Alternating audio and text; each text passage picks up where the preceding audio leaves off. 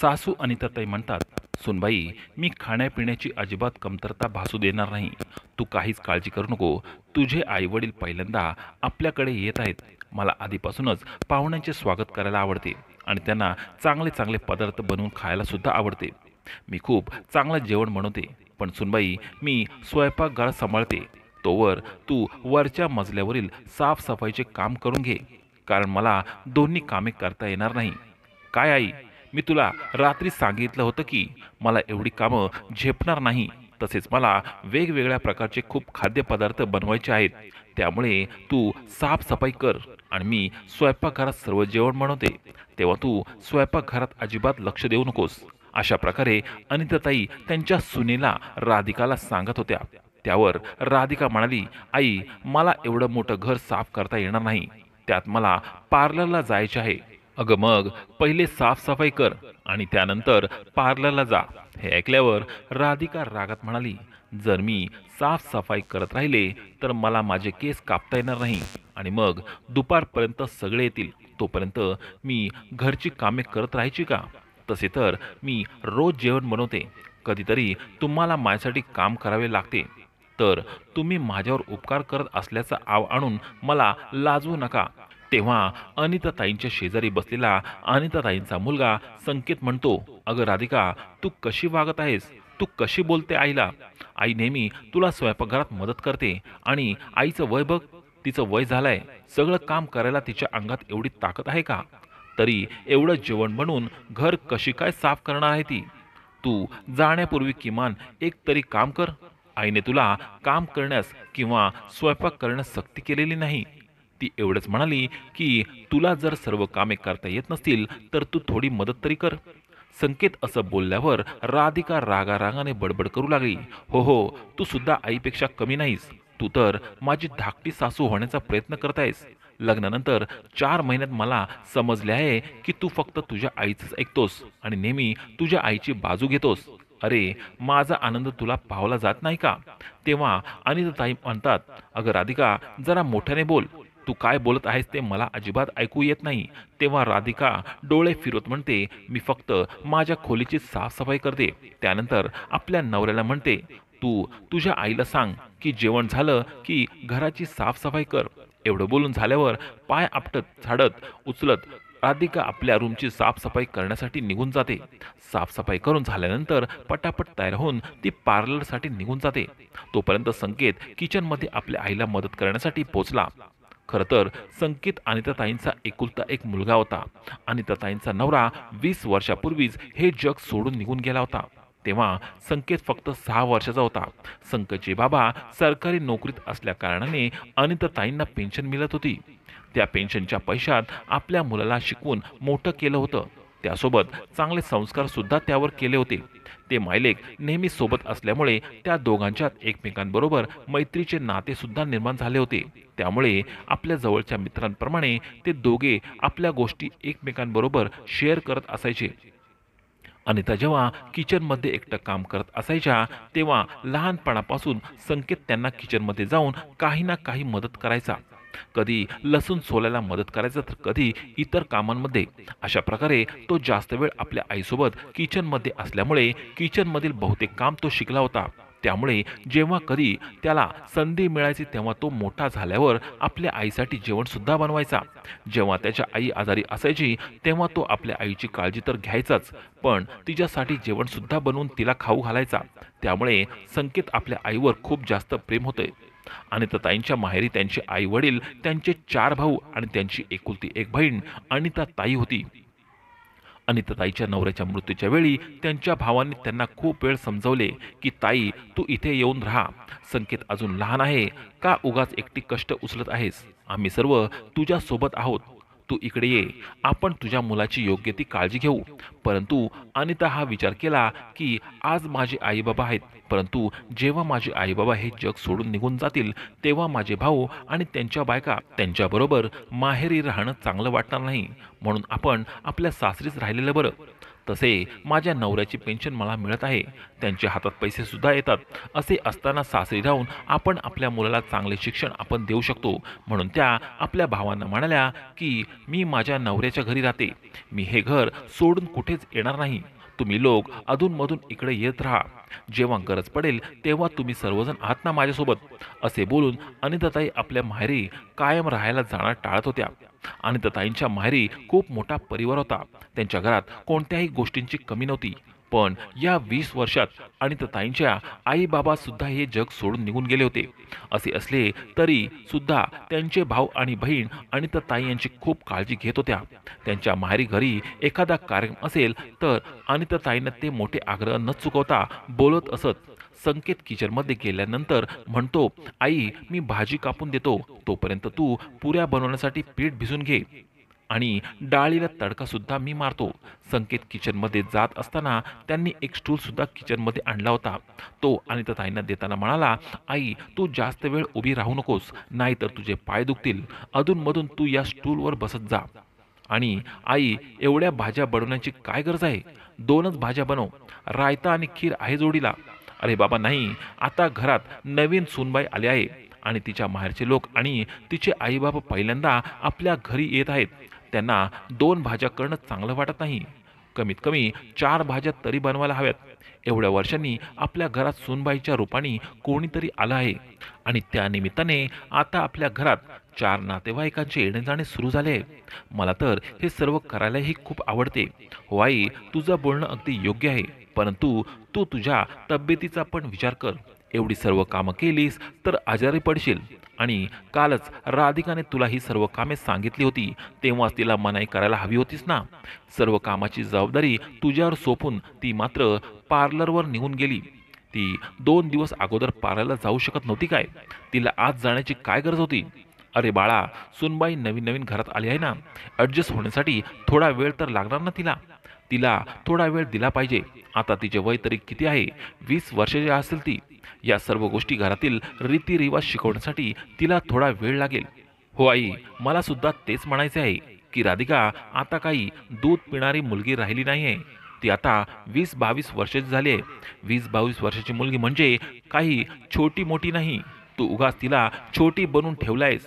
20-22 वर्षाच्या मुलींना चांगले वाईट सगळं कळतं आणि योग्य गोष्ट कोणती, चुकीची गोष्ट कोणती एवढं समजून घेण्याची क्षमता तर नक्कीच असते.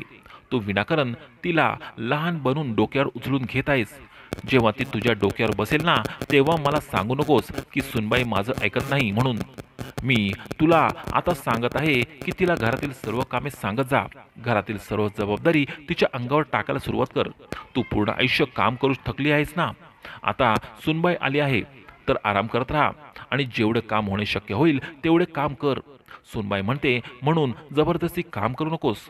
तू तिला छोटी समजून तिच्या मर्जीप्रमाणे काम करण्यासाठी तू तिची साथ देत आहेस, हे योग्य नाही आहे. अरे बाबा, काय एवढं छोटी गोष्टीसाठी नाराज होत आहेस? मी तिला समजावेल. आपल्या मुलाचे म्हणणे संकेतचं बोलणं पूर्ण करीत अनिता म्हणतात की बघ, बोलता बोलता जेवण कधी झालं काही समजलंच नाही. मग अनिताताई संकेतला म्हणतात, तू सर्व जेवण डायनिंग टेबलवर झाकून ठेव, तोपर्यंत मी माझ्या रूम आणि बाहेरची साफसफाई करून घेते. नाहीतर ते लोक येण्याची वेळ होईल, त्यांच्यासमोर साफसफाई करणं चांगलं वाटणार नाही. तेव्हा राधिकाचा फोन येतो. हॅलो संकेत, आई बाबा आपल्या शहरात पोचले आहेत. 10 मिनिटात ते आपल्या घरी पोचतील. त्यामुळे तू लगेच गाडी घेऊन मला पार्लरमधून मला घेण्यासाठी ये, कारण ऑटो रिक्षाने आले तर खूप जास्त वेळ लागेल. ठीक आहे राधिका, मी तुला घेण्यासाठी पार्लर बाहेर येतो, तुम्हाला तिथे भेट. राधिका घरी येताच तिच्या माहेरचे सर्व लोकही पोचले होते. राधिकाचा भाऊ, वहिनी, आई बाबा आणि सोबत काका काकी सुद्धा आले होते.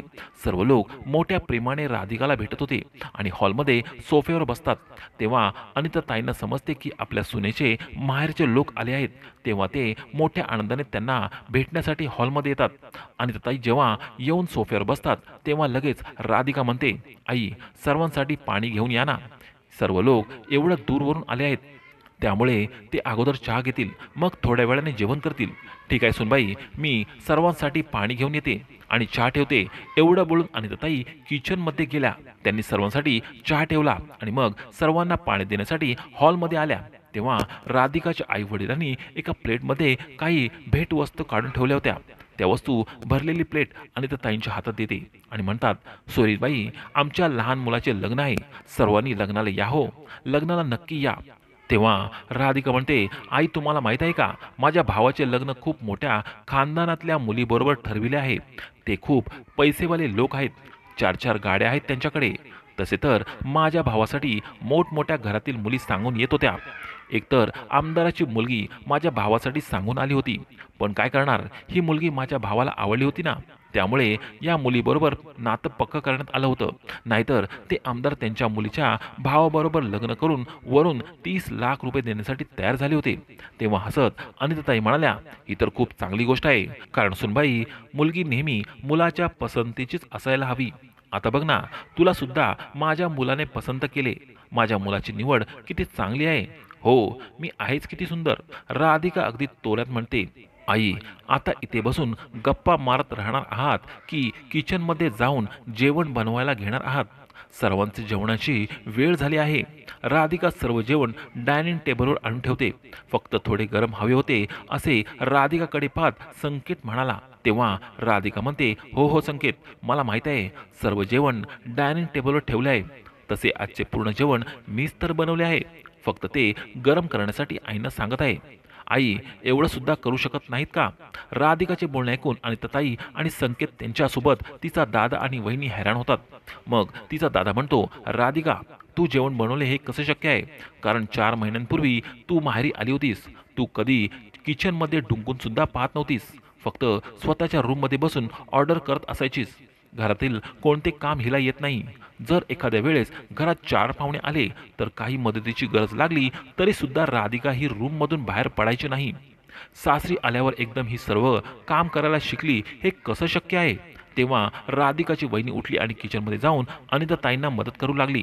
सर्वजण जेवत असताना राधिका अशी पाहत होती जणू काही सर्व जेवण तिनेच बनवले आहे आणि तिला सर्वांना हे दाखवायचे असते की बघा, मी माझ्या सासरी किती काम करते.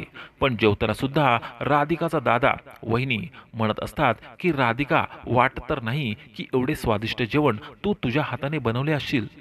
जर कधी तुला चहा बनवायला सांगितले तर पूर्ण अर्धा तास 1 कप चहा बनवण्यासाठी घालत असायचीस. असं असताना मग आता एवढं सर्व पदार्थ तू तुझ्या हाताने बनवले? एवढं बोलून तिचा दादा हसू लागला. तेव्हा बाजूला बसलेला संकेत म्हणाला, मेवणे साहेब, एवढे स्वादिष्ट जेवण तर माझी आईच बनवू शकते. फक्त राधिकाने हे जेवण बनवण्यासाठी मदत केली आहे. पण काही हरकत नाही, राधिकाने माहेरी कधी काम केले नसेल, जेवण बनवले नसेल, परंतु माझी आई तिला सर्व काम करायला शिकवेन. भले तिने माहेरी काही केले नसेल, परंतु आता ती सासरी आल्यानंतर सर्व काही शिकणार. ही का खूप मोठी गोष्ट नाही आहे? बरोबर ना राधिका? मी बरोबर बोलत आहे ना? त्याचे बोलणं ऐकून राधिकाचे आई बाबा सुद्धा खुश होतात की चला, आपला जावई किती चांगला आहे. आपल्या मुलीला भले काम येत नाही, परंतु आपल्या जावई आपल्या मुलीवर विश्वास आहे, ती सर्व गोष्ट शिकून घेईल. राधिकाला या गोष्टीचा खूप राग येतो. ती फुसफुसत संकेत जवळ येते आणि म्हणते, तुला काय गरज होती आता हे सर्व बोलण्याची? थोडा वेळ तू शांत बसू शकत नाही का? त्यावर संकेत म्हणाला, मी काय चुकीचं बोललाय? जे खरं आहे तेच बोललो आहे, त्यात चुकीचं काय आहे? तेव्हा राधिकाची वहिनी अनिताताईंना म्हणते, आई, तुम्ही पण जेवणाच्या टेबलवर बसा, तुम्ही सर्वांसोबत जेवून घ्या. मी सर्वांना जेवण वाढते. पण अनिताताई जेवायला तयार होत नाहीत. तेव्हा राधिकाची वहिनी अनिताताईंचा हात धरून त्यांना जेवायला बसवतात. मग राधिकाची वहिनी आणि राधिका सर्वांना जेवण वाढतात. सर्वांचे जेवण झाल्यानंतर सर्वजण जायला निघतात. वेळ कशी निघून गेली कोणाला काही समजलेच नाही. आता राधिका सुद्धा आपल्या माहेरी जाण्याची तयारी करू लागते. आपल्या भावाच्या लग्नाला जाण्यासाठी राधिका खूप सारी शॉपिंग करत होती. आता एक दिवस ती अनिताताईंना म्हणते, आई, तुम्हाला माहीत आहे का, माझ्या आईने होणाऱ्या सुनेसाठी खूप सारे दागिने बनवले आहेत. अगदी डोक्यापासून पायाच्या बोटापर्यंत ती सुनेसाठी सोने बनवले आहे. तिच्या होणाऱ्या सुनेसाठी ती खूप पैसे खर्च करत आहे. आपली आई तिच्या सुनेसाठी हे शब्द सांगताच संकेतला राग येतो. तो म्हणतो, मग त्यात काय झाले? सर्वजण आपल्या होणाऱ्या सुनेसाठी दागिने बनवत असतात. तुझ्याकडे तरी कोणत्या गोष्टींची कमी आहे म्हणून तू या गोष्टी माझ्या आईला ऐकवत आहेस? तुझ्या लग्नामध्ये सुद्धा आम्ही तुझ्यासाठी सर्व काही बनवलं आहे. एवढंच नाही तर या सर्व गोष्टी तुझ्या आवडीच्या आणि तुझ्या पसंतीनुसार खरेदी केल्या होत्या. दागिन्यांपासून कपडा लत्त्यापर्यंत सर्वच. आज तू या सर्व गोष्टी का करतायस? का बोलत आहेस? या गोष्टी करण्यामागे तुझा काय हेतू आहे? थोडा विचार करून बोलत जा. राधिका, तू तुझ्या माहेरीविषयी नेहमी बोलत असतेस, पण या घरात जे काही आहे ते सर्व तुझेच आहे ना. एवढं सर्व असून सुद्धा तू तुझ्या भावाच्या लग्नासाठी पुन्हा एकदा एवढी मोठी शॉपिंग केली आहेस. तरीसुद्धा मी आणि आई तुला काहीच बोललो नाही. तरीसुद्धा तू माझ्या आईला असं ऐकवत आहेस. ही तुझी चांगली सवय नाही. तुझी सवय बदल. संकेतने असे बोलल्यावर राधिकाजवळ कोणतेही उत्तर नव्हते. खरं तर राधिकाचा चेहरा लालबुंद झाला होता, पण आईचा फोन आला आहे असा बहाणा करून राधिका तिच्या रूममध्ये निघून गेली. आज अनिता आपल्या मुलाला काहीच बोलली नाही, कारण त्यांना सुद्धा वाटत होते की आपला मुलगा जे बोलत आहे ते योग्य बोलत आहे. ठीक आहे, ती आता का छोटी मुलगी राहिली नाही, कारण राधिका त्यांच्या बोलण्यावर नेहमी उलट बोलून त्यांची बेइज्जती करत असायची. राधिकाला तिच्या आईवडिलांचा मान सन्मान हवा असतो, परंतु ते आपल्या आईचा मान राखत नाही. संकेत हे बोलणे अनिताला सुद्धा पटू लागले होते, कारण अनिता ताईंचा म्हणजे सासूचा मान सन्मान तर दूर, पण संधी साधून राधिका त्यांचा अपमान करत असायच्या. संकेतला वाटायचं की माझी आई माझ्या बायकोसाठी कोणत्या गोष्टी कमी ठेवत नाही. स्वतः मुलाने आपल्या आईला समजावून सुद्धा तिने कधीच आपल्या मुलाला ऐकलं नाही. उलट तिने आपल्या सुनेचे लाड केले होते. पण राधिकाला ही गोष्ट समजत नव्हती. दुसऱ्या दिवशी राधिका आपल्या भावाच्या लग्नासाठी तयार झाली, तेव्हा ती आपल्या सासूबाईंना म्हणाली, आई, माझ्या भावाच्या लग्नाला खूप श्रीमंत लोक येणार आहेत आणि शहरातील मोठ्या हॉटेलमध्ये त्याचं लग्न आहे. त्यामुळे तुम्ही येताना थोडं नीट या. कोणती साधी आणि स्वस्त साडी नेसून येऊ नका, नाहीतर माझं नाक कापून जाईल. एकदा तुम्ही माझ्या माहेरी या, मग तुम्हाला दाखवते की माझ्या माहेरचे लोक किती श्रीमंत आहेत, त्यांच्याकडे किती पैसा आहे. आता अनिताताई सुद्धा हैराण होऊन पाहू लागल्या. याचे कारण त्यांची सून त्यांच्या गप्प राहण्याचा फायदा उचलत होती आणि जेव्हा संधी मिळेल तेव्हा त्यांना कमी लेखण्याचा प्रयत्न करत होती. राधिका ही गोष्ट पाहत नव्हती की तिची सासूबाई तिची किती लाड करून तिच्यावर प्रेम करतात. प्रत्येक गोष्ट पूर्ण करण्यासाठी त्या स्वतः प्रयत्न करतात. त्या आपल्याला त्यांच्या मुलीप्रमाणे ठेवण्याचा प्रयत्न करतात. ही गोष्ट राधिकाला दिसत नव्हती, कारण अनिताताईंना नेहमी वाटायचे की माझं कुटुंब छोटं आहे, एकच मुलगा आहे आणि एकच सूनही, त्यामुळे त्या दोघांना सारखे प्रेम करेन. भले ती माझी सून असेल, परंतु ती मला माझ्या मुलीप्रमाणे वागत नाही. अनिताताईंची सून राधिका नेहमी तिच्या माहेरचे गुणगान गाण्यामध्ये व्यस्त असायची. तेव्हा अनिताताईंना वाटायचं की आपल्या सूनबाईमध्ये कधी समज येईल आणि तिला या सर्व गोष्टी कधी समजतील आणि ती माझा मनापासून कधी स्वीकार करेल. आता राधिका तिच्या माहेरी भावाच्या लग्नाला निघून गेली होती. त्यांच्या दुसऱ्या दिवशी संकेत अनिताताईंना म्हणाला, आई, मला राधिका फोन आला होता.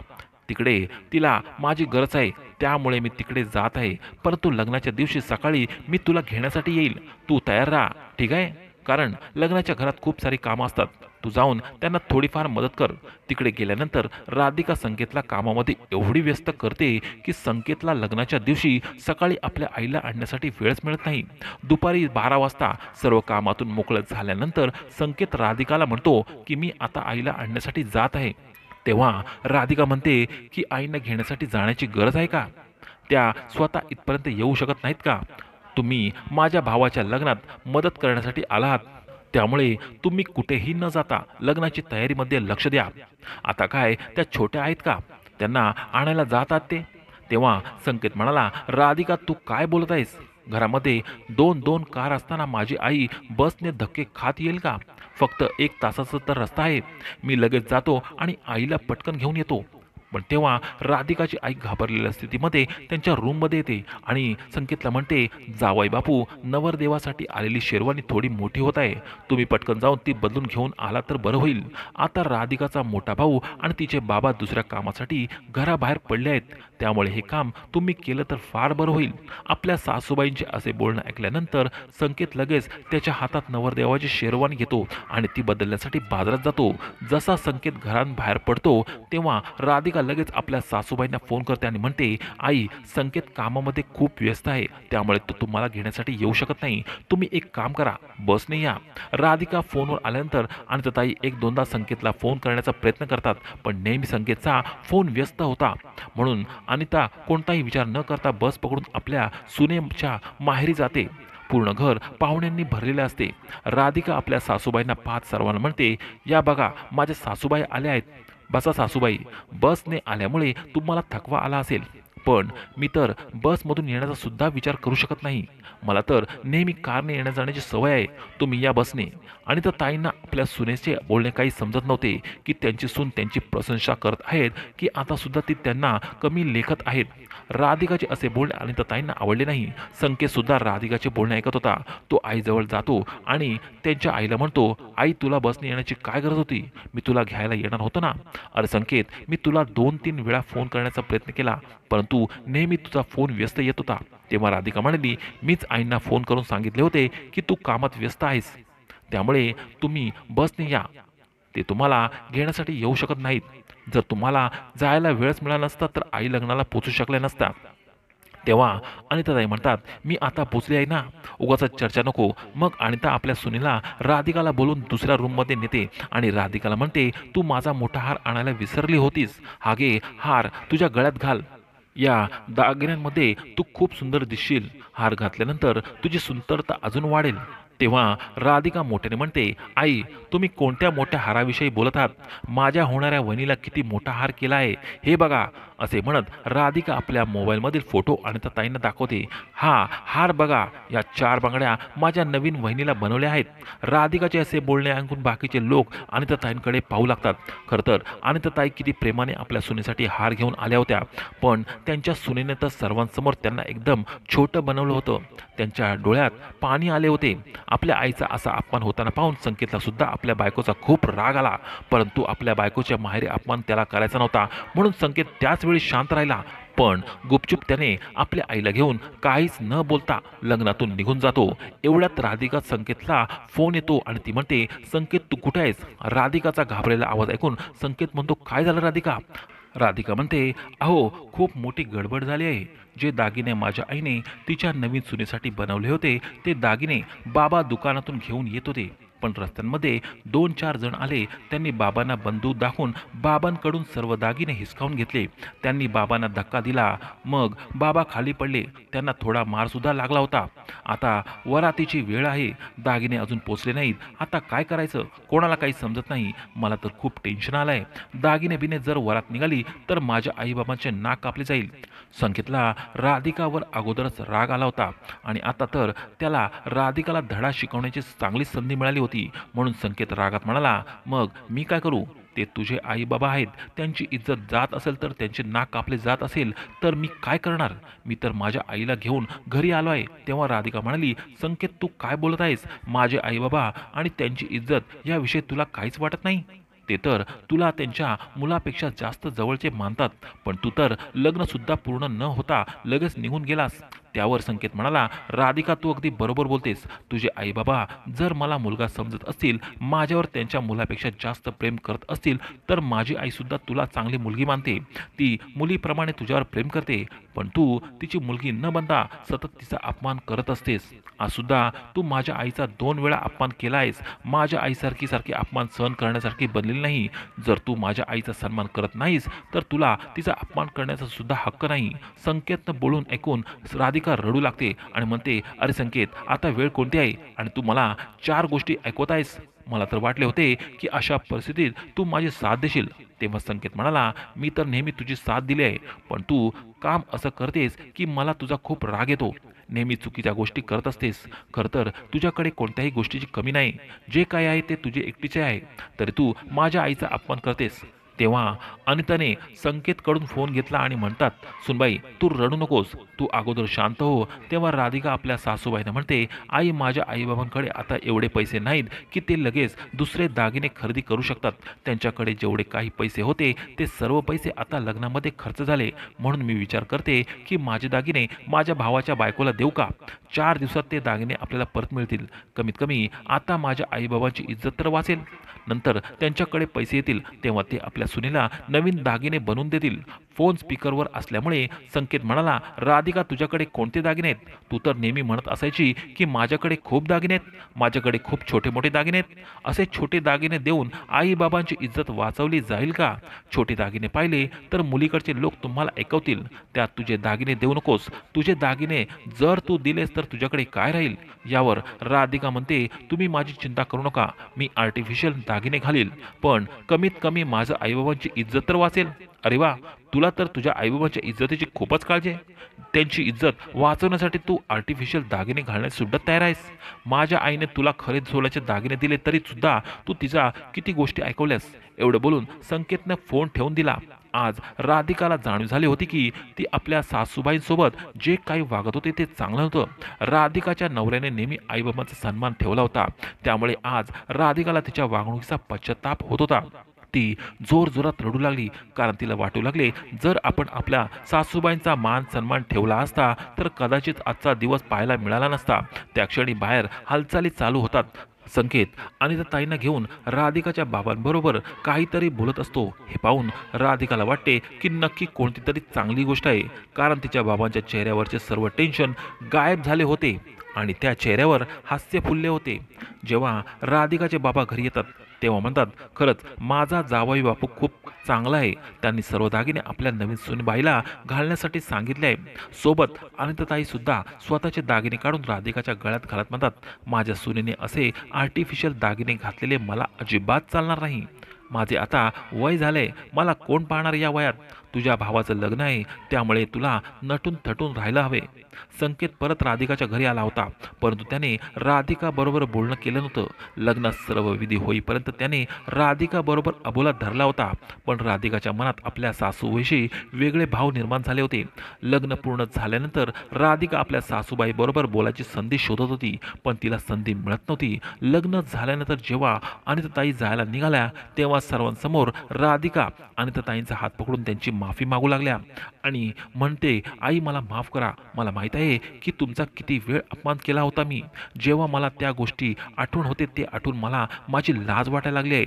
पण तुम्ही नेहमी मनाचा मोठेपणा दाखवला आहे, तरीसुद्धा मी मूर्खपणा करत होती. आता मी स्वतः माझ्यामध्ये बदल करण्याचा प्रयत्न करेल आणि तुम्हाला माझी सासू म्हणून नाही तर आई बनवण्यासाठी प्रयत्न करेन. खरं तर मी खूप नशीबवान आहे की मला तुमच्यासारखी सासू मिळाली. तेव्हा अनिताताई आपल्या सुनेला माफ करतात. जेव्हा ही गोष्ट संकेतला समजते की आपल्या बायकोने आपल्या आईंची माफी मागितली, तेव्हा त्याला खूप आनंद होतो. राधिकाच्या स्वभावामध्ये बदल होत जातो, त्यामुळे ती आता आपल्या सासूबाईंचा मान सन्मान करू लागते. त्यासोबत घरातील कामे सुद्धा शिकण्याचा प्रयत्न करते. खरं तर ही गोष्ट यासाठी नाही की लग्ना अगोदर प्रत्येक मुली घरातील काम शिकायला हवे. खूप साऱ्या मुली अशा असतात की त्यांना घरातील जबाबदारीची जाणीव नसते, परंतु लग्न झाल्यानंतर अशा मुली सासरी गेल्यानंतर आपल्या जबाबदारी समजून घेतात आणि ती जबाबदारी पार पाडण्याचा प्रयत्न करतात. परंतु ज्या मुली आपल्या जबाबदाऱ्या समजून घेण्याचा प्रयत्न करत नाही त्यांच्या संसारामध्ये अडीअडचणी निर्माण होतात. मुलीबरोबर त्या आईबाबांची सुद्धा जबाबदारी असते की लग्न हा काही छोटा मोठा शब्द नाही. लग्न म्हणजे जबाबदारी योग्य रीतीने पार पाडावी लागते. ही जबाबदारी योग्य रीतीने पार पाडली तर आयुष्य सुखमय होऊन जाते. चुकी तर प्रत्येकाकडून होत असते, पण अशा चुकांमध्ये सुधार करण्यासाठी प्रयत्न करून आनंदी जीवन जगायला शिकायला हवं. मित्र मैत्रिणींनो, तुम्हाला काय वाटते कमेंट करून नक्कीच कळवा आणि आजची कथा चांगली वाटली असेल तर लाईक शेअर सबस्क्राईब नक्की करा. धन्यवाद.